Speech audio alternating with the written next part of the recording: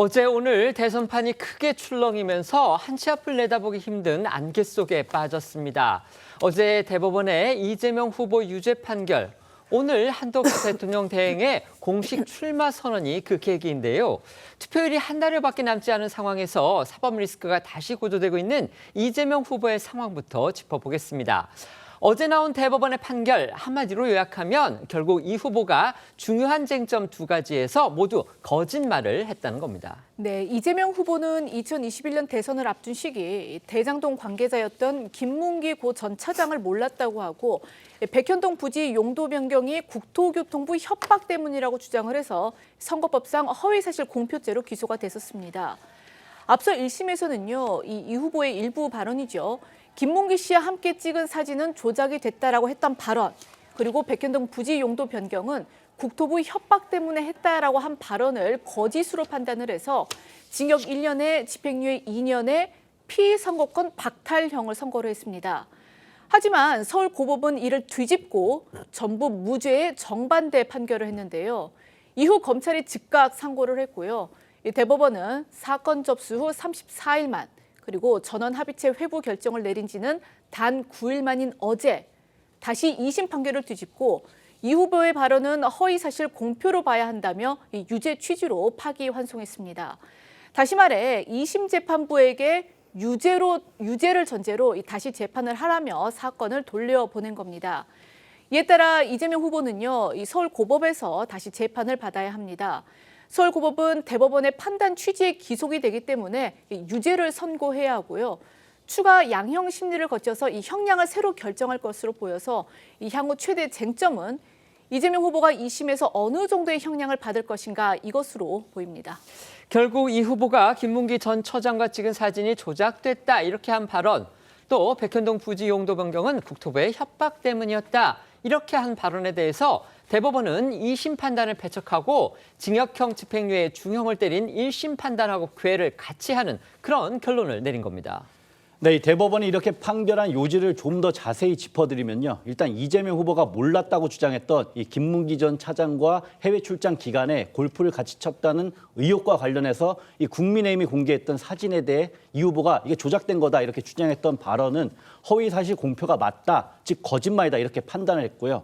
이 후보의 발언이 결국은 김 전 차장과 이 골프를 치지 않았다는 의미로 해석되는데 김 전 차장과 골프를 친 것이 사실이기 때문에 허위 발언이라는 겁니다. 이 앞서 논란이 됐던 이재명 후보 발언과 함께 어제 나온 조희대 대법원장의 판결문 낭독도 이어서 한번 들어보겠습니다. 국민의힘에서 4명 사진을 찍어가지고 마치 제가 골프를 친 것처럼 사진을 공개했던데 제가 확인을 해보니까 전체 우리 일행 단체 사진 중에 일부를 떼내가지고 이렇게 보여줬더군요. 조작한 거죠. 그 표현이 선거인에게 주는 전체적인 인상을 기준으로 판단하여야 합니다.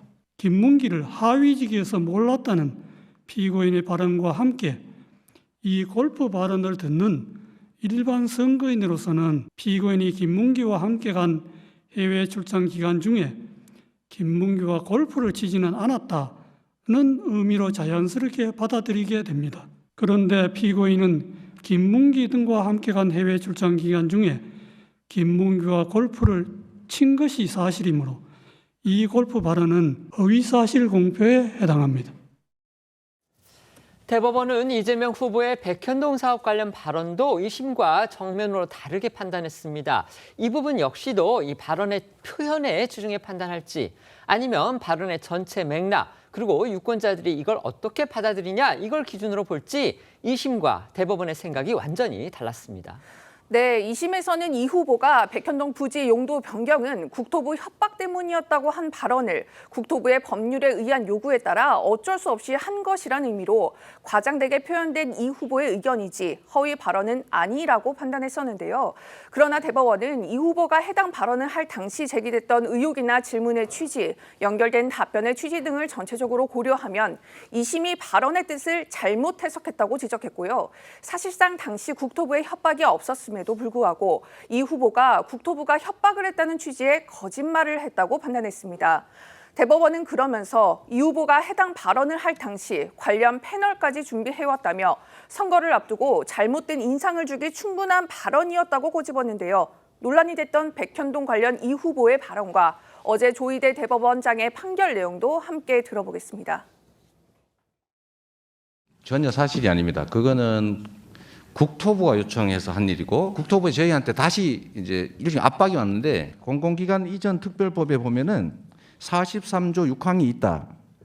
국토부 장관이 도시관리계획 이거 변경 요구하면은 지방자치단체장은 반영해야 된다. 의무조항을 만들어놨습니다. 이걸 가지고 만약에 안 해주면 직무유기 뭐 이런 걸 문제 삼겠다고 협박을 해서 용도지역 상향과 관련하여 국토부가 성남시에 직무유기를 문제 삼겠다고 협박한 사실이 전혀 없는데도 피고인은 이와 같은 허위의 발언을 하였습니다. 패널을 제시까지 하고 단순히 과장된 표현이거나 의견 표명에 그치는 것이 아닙니다. 피고인이 어쩔 수 없이 부득이 용도지역을 상향하게 되었구나 하는 잘못된 인상을 주기에 충분하고 발언의 표현보다는 당시 상황 그리고 맥락에 따라서 어떤 의미로 유권자들이 해석을 할지 또 해석이 되는지 이걸 봐야 한다고 대법원은 강조했는데요. 무엇보다도 이 정치인의 거짓말에 대한 처벌 기준을 유권자의 관점에서 봐야 한다. 이 같은 새로운 판례를 제시했다는 데 큰 의미가 있습니다. 네, 이 조희대 대법원장은 어제 선거 초반부터 허위사실 공표는 이 표현의 객관적 내용과 전체 취지, 사용된 어휘의 통상적인 의미, 문구 연결 방법 등을 종합적으로 고려해서 그 표현이 유권자에게 주는 어떤 전체적인 인상을 기준으로 판단을 해야 한다 이렇게 강조를 했습니다. 법조계에서는요, 이 선거법상 허위사실 공표죄에 대해 재판부마다 이 들쭉날쭉하던 처벌 기준을 이번 기회에 정리한 것이다라는 평가가 나왔습니다. 특히 지난 2020년 당시 이 이재명 후보의 또 다른 선거법 선고가 있었는데 당시에 이 후보가 이 친형을 강제 입원시킨 적이 없다고 주장했던 발언이 이 쟁점이 됐던 그런 선거법 재판에서 2심의 유죄 판결을 뒤집고 대법원에서 무죄 취지로 파기환송을 한 적이 있었습니다. 이 권순일 당시 대법관 등 다수 의견은요, 단정하기 어려운 표현의 경우 원칙적으로 의견이나 이 추상적 판단을 표명한 것으로 파악해야 한다는 그런 기준을 제시해서 이 정치인 표현의 자유에 무게를 뒀다 이런 평을 받았습니다. 당시 이른바 권순일 판례에 대해서요. 법조계와 정치권 일각에서는 표현의 자유가 숨 쉴 공간을 허용한 게 아니라 정치인의 거짓말이 숨을 공간을 내줬다 이렇게 비판하기도 했습니다. 네, 결국 어제 이 대법원의 판례는 앞선 이른바 이 권순일 판례를 다시 뒤집으며 정치인 표현의 자유에 대해서 보다 엄격한 잣대와 한계를 제시했다는 점에서 주목을 받고 있습니다. 어제 조희대 대법원장의 목소리 좀 더 들어보시겠습니다. 사용된 어휘의 통상적인 의미, 문구 연결 방법 등을 종합적으로 고려하여 그 표현이 선거인에게 주는 전체적인 인상을 기준으로 판단하여야 합니다.